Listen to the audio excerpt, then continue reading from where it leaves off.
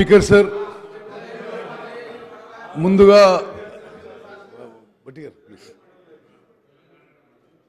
ప్రభుత్వానికి ఇరిగేషన్ సెక్టార్పై శ్వేతపత్రం శాసనసభలో చర్చించడానికి అవకాశం బుక్ ఇచ్చేసేది.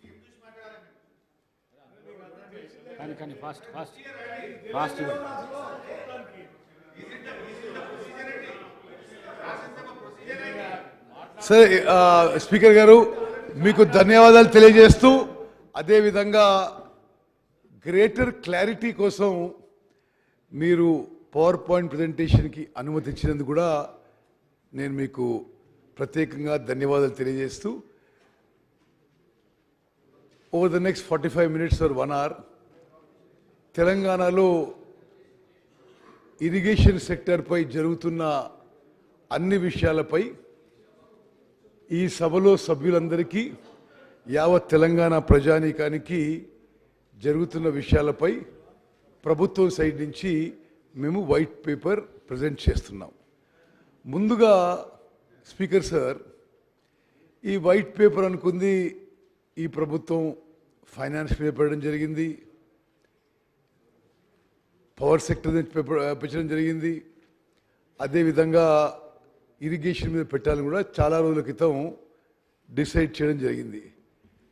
ఈ వైట్ పేపర్ పెట్టాలని అనే నిర్ణయం తర్వాత ఈ మధ్య జరిగిన కొన్ని సంఘటనలు నేను ముందుగా ప్రస్తావిస్తున్నాను. మేడిగడ్డ బ్యారేజ్ అని, it is the heart of the Kaleshwaram project. Kaleshwaram ప్రాజెక్టులో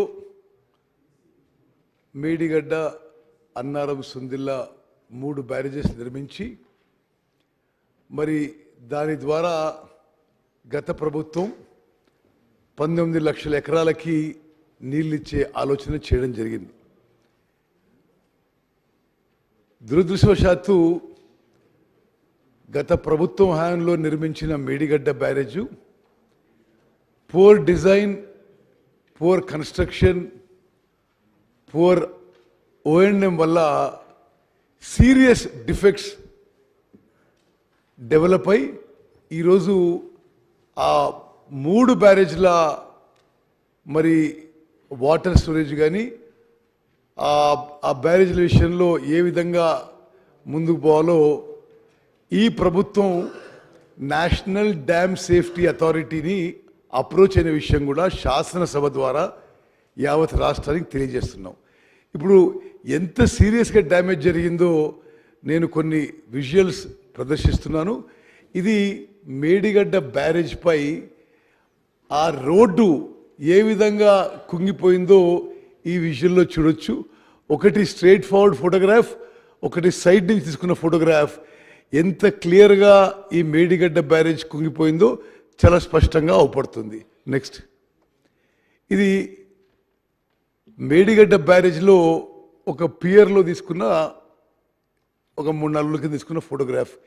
ఏ విధంగా కట్టిన 3 ఏళ్లకే పూర్తిగా కొలాప్స్ స్టేజ్ వచ్చిందో ఈ ఫోటోగ్రాఫ్ ద్వారా మరి చాలా స్పష్టంగా సభ్యులందరికీ నేను మనవి చేస్తున్నా.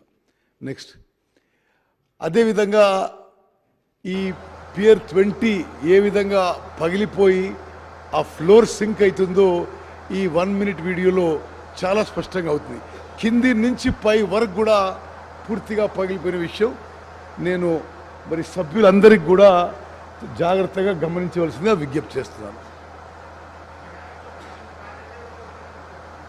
ఏది ఏది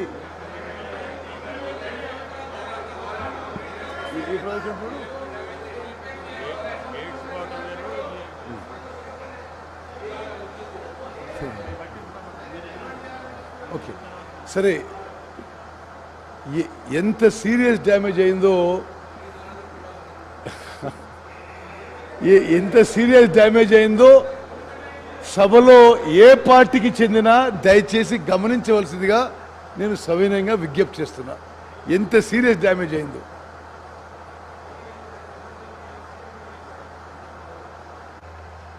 చూడండి అది ఎంత సీరియస్గా 100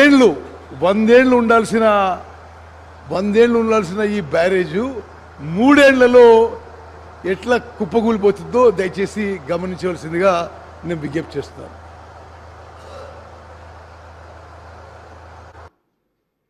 ఓకే, ఇప్పుడు సభ దృష్టికి నేను ఇంకొన్ని విషయాలు తీసుకొస్తున్నా.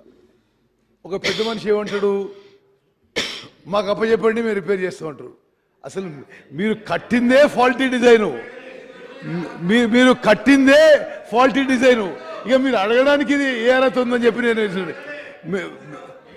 అదేవిధంగా ఇంకో పెద్ద మనిషి ఇట్లా చేయాలి అట్లా చేయాలని ఉచిత సలహాలు ఇస్తుండు. స్పీకర్ సార్, వాళ్ళ నిర్వాహకం వల్ల, ఫాల్టీ డిజైన్ వల్ల, ఫాల్టీ కన్స్ట్రక్షన్ వల్ల, కరప్షన్ వల్ల, పూర్ ఓఎండ్ఎం వల్ల మేడిగడ్డ బ్యారేజ్ కొలాప్స్ స్టేజ్కి వచ్చింది. ఈ బ్యారేజ్ విషయంలో ఫైనాన్షియల్ విషయంలో కూడా విషయం చెప్పాలి మీకు. ఈ మేడిగడ్డ బ్యారేజ్ టెండరు 1800 కోట్లకు పిలువబడింది. వర్క్ అవార్డ్ అయింది 1800 crores. ఫైనల్గా ఎంత అమౌంట్కి పోయింది స్పీకర్ గారు? 4500 కోట్లకి. అసలు ఎప్పుడు ఎక్కడ స్వతంత్ర భారతదేశంలో గత ప్రభుత్వం చేసిన అవినీతి, కరప్షన్ ఇరిగేషన్ శాఖలో ఎక్కడ జరుగుండదు. ఒక్కొక్క టెండరు, అంటే మేడిగడ్డ బ్యారేజ్ ఒక ఉదాహరణగా టెండర్ కాల్ ఫార్ చేసింది 1800 crores. ఎల్ఎన్టీకి వర్క్ అవార్డ్ అయింది 1800 crores. అగ్రిమెంట్ అయింది 1800 కోట్లకి. పెంచుతూ 1000 కోట్లు పెంచుతూ పోయి ఫైనల్గా అదే వర్క్ అదే ఏజెన్సీకి 4500 కోట్లకి ఈ ప్రభుత్వం పని చేయించిందంటే ఎంత అవినీతి జరిగిందో ఒక్కసారి ఆలోచించేయండి. అంటే మరి కాస్ట్లు పెంచుకుంటూ ఆ విధంగా పోవడం సరే. సభ్యులు చెప్పడానికి నేను ఆన్ రికార్డ్ ఒక విషయం చెప్తున్నా స్పీకర్ సార్. ఇండిపెండెంట్ ఇండియాలో గత ప్రభుత్వంలో ఇరిగేషన్ సెక్టర్లో జరిగిన అవినీతి ఎక్కడ ఎప్పుడు జరగపోయినట్టు చెప్పుకుంటే మనం చేస్తున్నాం. స్పీకర్ సార్, ఈ విషయాలలో, ఈ డ్యామ్స్ అండ్ బ్యారేజెస్ విషయంలో the national authority is the national dam safety authority.